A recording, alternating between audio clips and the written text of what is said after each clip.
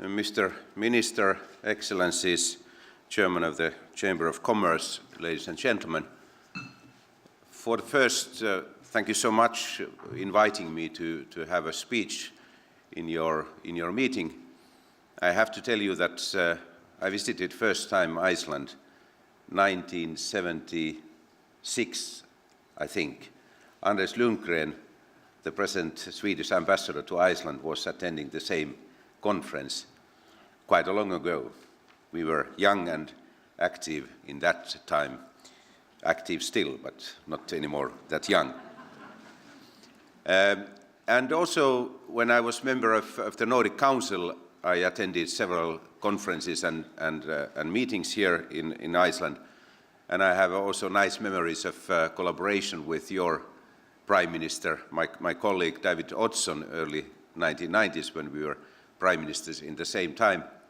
And I have to tell you a story he told. I don't know if it's known in Iceland, but it's one of the most wonderful stories I have ever heard.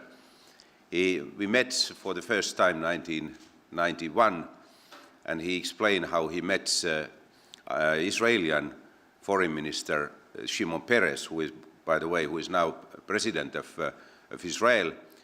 And actually, I met Shimon Peres in Greece a few years ago, and I checked if this story is truth, and he confirmed that it is.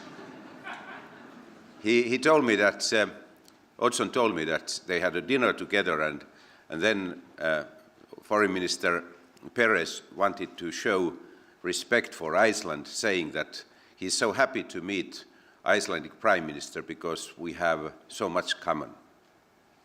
And what he recognized, he said that there are three features which are common between Iceland and Israel.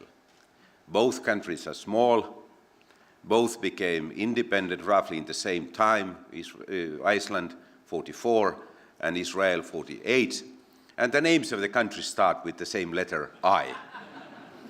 Mr. Oddsson said that he had a few minutes to think, and then he started his own speech by saying that, thank you so much, Mr. Foreign Minister, for your kind words. But I have to say that in spite of the fact that we have so many similarities, we have also one major difference between Israel and Iceland. And what is that? You Israelians, you are chosen by God. But we Icelandic people, we are frozen by God.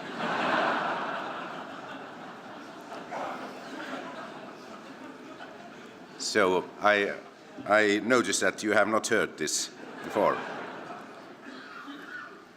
But I'm speaking about, in this event, I'm going to speak about the experiences of Finland early 1990s when we faced our major financial and economic crisis.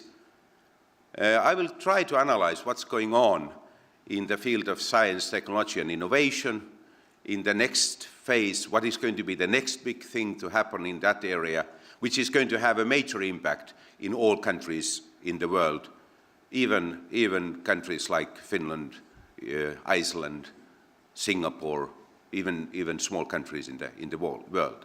And finally, I will analyze a bit, how do I see collaboration between business and government, which is the key topic when I'm now working at the Kennedy School as a senior fellow. That is also one part of the national strategies, how to create good collaboration between business and government. But I will start with my experiences from Finland. But before that, I will use my favorite philosopher, and he is not handball player, but ice hockey player, Wayne Gretzky. You have to believe that he is a good philosopher. He was asked once, what is the difference between a good player and the best players? And the answer is called Wayne Gretzky's maxim. And that maxim sounds very simple, but sometimes very simple things are very powerful ones. He said that actually good players, they are skating where the ball or where the puck is. But the best players, they are skating where the puck is going to go. And I think this is a very important message for all. If you want to have a good strategy, you don't have to try to do what others are doing, but you have to understand what is going to be the next big thing to happen. When Finland was hit by the economic crisis early 1990s, our situation was not the same but similar as the case of Iceland 20 years later, almost 20 years later. So we had a first boom in our economy. Economic bubble was created after liberalization of our financial markets, and that's burst in the same time when the Soviet Union started to collapse and we lost huge markets in the East. And 91, when my government started, we had -7% economic growth. And all in all, between 90 and 93, we lost roughly 13% of our GDP.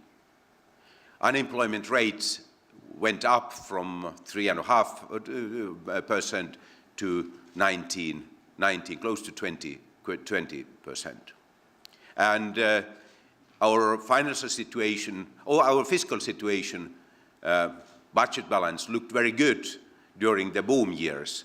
But as we have seen in many countries, especially in Spain today, that was artificial, because high debts and investments and consumption based on high debt were creating artificial feeling that that fiscal situation is stable. But immediately when especially construction sector started to decline, also budget deficit started to grow in a dramatic way. But Finland came back quite rapidly. So -7%, 91, -2.5%, 92, but 93, roughly zero, and that means that already early 1993, the Finnish economy started to grow again, and 94, we had already 4.5% growth rate. If you ask me why Finland was able to recover so fast, and what are the main lessons from the efforts the Finnish government and the whole Finnish society and economy did early 1990s, I have 8 rules. 8 rules or 8 findings which are important when crisis is hitting. The first one is very important. Simple again, but very important.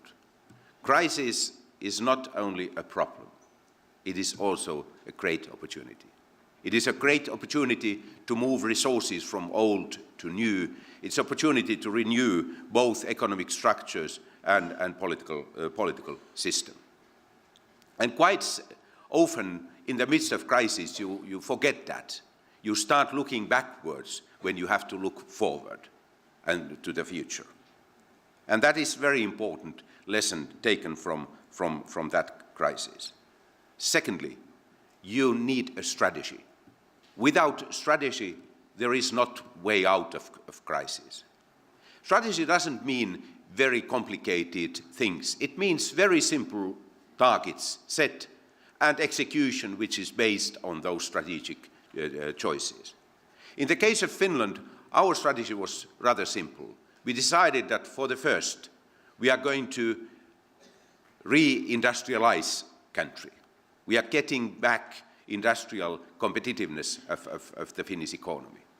And devaluation of the Finnish currency, in the same way as you have done, played a big role in that, but that was only one method. In addition to that, companies started to use the best technologies available. They made a lot of efforts in order to improve productivity in our industrial sector. Secondly, we decided that we have to be able to integrate ourselves into the European market and to the global market. And that played a big role, especially when information technology started to play a big role in the Finnish economy. Access to markets, opportunity to take lead in that business outside Finland played a big role in our economic recovery. And for the third, we decided to invest for the future. Education, especially research and development, played a major role in that part of the strategy. And then for the fourth, we wanted to make radical changes in our governmental and public sector structures and expenditures in order to get better balance in the public sector. Austerity program was critical, but it was not primary.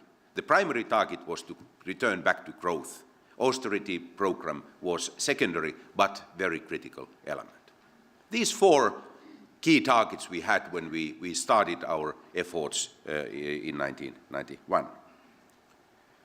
The third rule and finding can be put in one sentence. In the midst of crisis, don't eat seed potatoes or don't eat seed corn. That means that when you are making savings, you have to cut costs. Don't touch those costs and those investments which are critical for the future of the country. In the case of Finland, we had to cut almost everything, but we decided to invest substantially more money for research and development. Between 91 and 95, we almost doubled our investment in our major national research and development funding agency, TEKES. 80% increase between 91 and 95. And if you ask today, was it reasonable? We can say that was the best investment we need in the midst of crisis. So don't eat seed potatoes in the midst of crisis, but invest for the future. For the fourth, we had also banking sector crisis. We had to bail out banks, but in the same time, we decided to restructure the banking sector, and we forced banking sector to become much more efficient, like it happened. And today, the Finnish banking sector is one of the most efficient in the world. And internet banking, digital banking got its start also in the midst of that change. For the fifth, mobility of resources. Mobility of resources is so critical for the future. You have to be able, in order to get growth, you have to be able to get resources to be moved to that direction you want to get your economy to go. For the sixth, or this is already seventh, to be honest, this must be a seventh rule. Be patient. Don't expect that things are changing overnight. As we have seen, recovery takes time. I was listening to major economists at the Kennedy School a couple of months ago, and there is a recent report or analysis of all the modern times financial crisis made, and average is more than 20 years. Major economic crises are not going over overnight. They take long period of time. And especially those politically most sensitive things like unemployment, high unemployment, social problems, they are going to stay very long after the crisis is over, after the economic crisis is over. And that's politically, I know it as a former politician, it's very painful. The last eighth rule is for politicians. Don't think about the next elections. Maybe now you can start. You are so close to the elections that you should start already now. But I think from Finland, at least, the lesson was, in the midst of crisis, you don't have privilege to think about the next elections. And you can lose, but like you have seen in Europe, you are losing anyway. It's better to lose after trying to do your best, trying to do what is necessary for the future of the country. And especially afterwards, even today, we are getting benefit from that. Second big topic in my speech, what is going to happen next? According to Gretzky's maxim, what is the next big thing to happen? I'm confident that it is convergence of digital and physical. Can you imagine what kind of capacity we have in these or those mobile phones? My Lumia is there on the table. Wonderful thing, by the way. So if you look at these devices, this is a rather expensive one, but go to Bangladesh and ask the poorest of poor people to show their mobile phone. Price of that is maybe $10. Can you imagine what is the computing capacity of that? It is roughly the same as it was in the moon landing module Eagle 1969 when it landed on the moon. It's something no one was able to predict and expect to happen. We have huge potential in these devices and these technologies, and more is to come. When sensor technology, nanotechnology is going to be integrated into these modern information technology tools, we are going to have enormous power to change our lives, our economies, and the basis of our well-being. We feel that we are far already today. We have mobile banking, we have internet-based banking, we have a lot of entertainment based on internet and mobile technologies. We have got a lot of wonderful things to happen. But the fact is that the big things are still to come. All right, bank. If you say that you are going to go to bank, you are not anymore thinking physical bank. It's a digital bank. Actually, in our country, Finland, tax system is based on digital systems in a way that no one or few people visit or even know where the tax office locates, because of the fact that is digitalized. But schools, hospitals, transportation, logistics, they are still like they have been. And there is a huge potential available for productivity growth and better services. Why this is so important? Why this is also important for Iceland? I looked at that McKinsey report. You have a huge challenge to get better productivity in the service sector, both in private and public sector services. I read the New York Times last week, and American taxpayers had been asked, austerity programs are there, where to cut expenditures? And the answer was very typical. Foreign aid, yes. Administration, yes. Bureaucracy, yes. But no healthcare, no education, no social security. Sounds reasonable, but completely unrealistic. You are not able to get better balance in the public sector financing if you are not able to get substantial improvements in productivity in these sectors. And the right call is not to cut, but the right call is to use modern technologies and to make them more efficient, and to make them or to get them to serve consumers and taxpayers better through modern technologies. I have been working with healthcare sector, and I have to say that sometimes you are even pessimistic about the slow progress we have had. In the banking sector, everything goes digital. But in the healthcare sector, it is so difficult to get improvements done. And I think that is a challenge every single country is facing today. How to change these systems, not only by putting technologies on the top of the old systems, but how to transform these underlying systems, reform the underlying systems in a way that we can get benefits of these new technologies. And there is not a single country which has been successful in that. I know that Iceland is thinking how to become major user of modern technologies and even ICT, and especially ICT technologies. I believe that small countries like Finland, Nordic countries, Iceland, they have special opportunities in this area.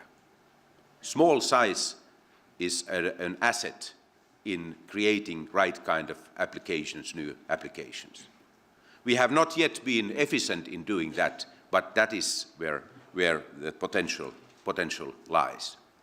I believe that within next 5 to 10 years, we are going to have digital school, we are going to have digital hospitals, we are going to have a completely different type of services based on information technology. I have to mention one thing which is critical when public sector is going to be reformed. Even private sector, but especially public sector. We all say that innovation is fine. We are strongly in favor of innovation. It's an easy message to be sold. But there is no innovation without risk. There is no innovation without risk-taking. Because innovation means that you are doing things in a different way, in a way where traditional ways of doing are changed, processes are changed, and you cannot do that without taking risk. It's easier to be understood on the business side because companies are risk takers by their DNA. But on the public sector, it is much more difficult. I have to take example from Finland. We all know that every single week, almost every single week at least, somebody is dying in a country like Finland because of lack of information in the healthcare system. Operating or physicians who are making operations do not have access to right kind of information exactly in the right time. But we don't care, because we think that it's part of the system. It's existing risk, and we understand that it's there. And no one cares if that happens. Or actually, they are not big news if that happens and when that happens. But when we are piloting a new electronic patient record system, and one patient died because of overdosing, immediately it was a big news, and all the authorities came out and said, stop that. You cannot continue that pilot as long as you cannot guarantee that no one is going to suffer. So we underestimate the risk of existing systems, but we overestimate all the risks included into making reforms. And that is a big problem in the public sector, how to get risk-taking included into the public sector operations. The fact is that in today's democracies, it's easier for civil servant to avoid risks and not to do anything than to try to change and to take the risk of change. And you can be blamed of taking risk and trying to get things done in a better way, but you are not at all criticized if you do not do anything. And that is what we have to be able to change. We have to get public sector to understand that risk-taking should be included into the role of the public sector as well. Ladies and gentlemen, the last part of my message, how to create right kind of collaboration between business and government. In the US, there is a discussion going on if it's good or bad to have big government. Republicans are strongly against big government, like they say. Democrats are in favor of a bigger role for government, and that discussion goes on. And the idea is that this is a zero-sum game. If government's role is growing, it means that the private sector's role is diminishing. In Europe, we have roughly the opposite kind of atmosphere. Why to give room for private sector actors because if that happens, governments and public sector's role is going to shrink. This is not zero-sum game. I'm confident that in the future, especially because of this technological development I illustrated, we are going to see that in the same time when the role of the government is increasing, the role of private business is growing as well. I very much like the idea expressed by Michael Porter and his colleague Mark Kramer when they spoke about shared value thinking. Shared value thinking is based on a very simple idea, basic idea. It is based on the idea that business and good business and profit cannot be made if the business environment is not healthy, if the society around companies is not healthy. And companies have to have and have to take responsibility of that. And I know that companies do not act like that always. There are companies who think that, all right, my country, my region, my society is not very good, but in the global market we can survive. This is not the right call.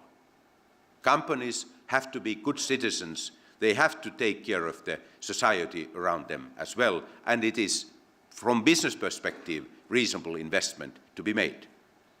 But in the same time, governments have to understand that we cannot solve our major problems with environmental challenges, or problems related to healthcare, education, all kinds of big problems. We cannot solve them without getting the best talents, best skills, best resources of the private sector. That's why new type of collaboration is needed, and it's not based on competition between these two, but new type of division of labor. That means that companies have to accept the fact that governments, more or less, are responsible for architecture, basic principles, how the society and economy works. But it is reasonable for governments to use in a maximum way the support of private sector initiative and entrepreneurs' initiative to get things to happen in the most efficient way. Politicians do not always understand that efficiency and social responsibility are not against each other, but they are complementary. If public sector systems are not efficient, who is suffering? Those who are in the weakest positions, who are poorest people, who are most dependent on the public sector and government. That's why it's difficult for me to understand politicians who are saying, don't try to maximize efficiency, don't try to maximize productivity in the public sector. It's not against the interest of poor people. In opposite, it's exactly in the interest of poorest people who urgently need support of the government and governmental services. That's why I think there are good reasons for business and government to collaborate in a new way. And I think this is a major challenge now at least in all democracies, how to create that kind of system. Ladies and gentlemen, I started by quoting my favorite philosopher, Wayne Gretzky, and I will conclude with Wayne Gretzky as well. And I think this is a message for Icelandic decision makers, both public and private. Gretzky once said that 100% of shots I do not take will fail. Thank you so much. Thank you, Mr. Aho, for a very interesting speech. My name is Andres Peterson. I work for the Research Council of Iceland. As you are probably aware of, then there is a lot of discussion here in Iceland regarding our currency. You decided to take up the euro. What would you say? Is it important for a country wanting to internationalize to have its own currency or take up a stronger international currency? Do I answer this first immediately, or? A couple more questions. Okay.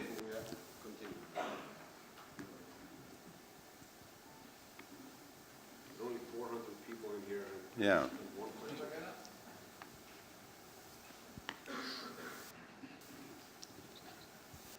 Yes, my name is Steingrímur Sigfússon. I'm presently the Minister of Industries and Innovation, formerly the Minister of Finance for the last 3 years. Could you comment or tell us something about the social cohesion and the eco-social consequences of the Finnish crisis, and when you look back, were you successful in finding a fair distribution of burden, and how did you sort of come out of this in the eco-social context?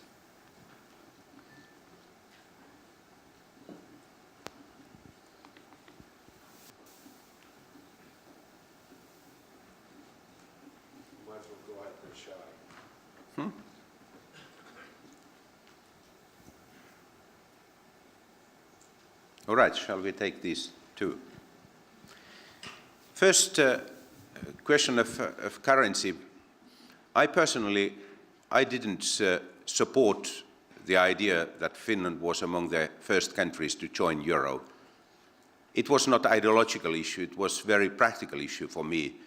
I didn't believe that convergence is coming in Europe is coming through common currency, but common currency is coming through convergence. And afterwards it's very easy to be wise, but I think that that risk existed and it has been realized. So that we have seen that because of the fact that there was not enough convergence, the euro is now in difficulties. But the basic message is that actually common currency is not, or being outside common currency is not a critical thing. Look at Finland and Sweden. Sweden decided not to join, Finland decided to join. And if you compare these two economies, differences are not substantial. There are much, much bigger differences between Euro countries than differences between Sweden and Finland. Actually, it's difficult to find any two Euro countries having less divergency than Finland and Sweden, in spite of the fact that they have been on the other sides of the border. So, good economic policy, sound economic policy is much, much more important than currency policy. And you can survive in any kind of currency structure if your policy is good, and you will suffer in any kind of structures if you are not taking care of your home base. And competitiveness is critical. And in countries which are dependent on foreign trade, like all the Nordic countries are, have to do their major decisions based on export sector. It's very difficult to get to happen, but that is the secrecy of Swedish success story now. Sweden has been very strict that export sector is leading, for example, wages and salaries increases. Then, very important question concerning experiences of Finland, what the social impacts of crisis are. I think it was very difficult to understand the logic of that crisis early enough. And I think we had an opportunity to avoid some of the very negative consequences. We had been able to come out of the crisis with lower level of unemployment and less negative social impacts if we had been able to cut our costs through common agreement. We tried to do that in summer and early autumn 1991. We already had, let's say, preliminary agreement agreed that we will cut costs by roughly employment costs by roughly 7%. But unfortunately, that plan was not able to be executed and approved. And that's why devaluation of our currency was higher than it had been if that agreement had been adopted. But it was easier to sell for the public opinion, and as far as unions were concerned, easier to sell for the union members that don't give up anything and you will get something. I think the fact was that when not giving up anything, we got more unemployment and we got more social problems than had been the case if that agreement had been adopted. So in that sense, I think that that is one of the lessons of the crisis. But anyway, in the case of Finland, I think it's a big surprise how fast we recovered and also how fast the basic foundation of well-being and welfare of the society was established. And this is my final comment. Tax reform played a big role in that. And it was a miracle in Finland. 1993, we decided that we will make a major reform in our corporate taxation and capital taxation. Until 1993, we had a very complicated system. High rates nominally, but a lot of loopholes, a lot of deductions, a lot of opportunities to avoid taxation. And then we decided, let's take lowest possible tax rate and no deductions, no nothing. We took 25% rate. And I remember very well what kind of mess we had in our parliament. Even governmental fractions were critical, saying, now we are losing a lot of tax revenues, we cannot survive with this. And companies said that this is fine, we accept this, this sounds reasonable. And next year, when you look at the figures, the fact was that real tax rate increased. But companies paid more taxes than ever before because they felt that tax is fair, now tax rate is fair.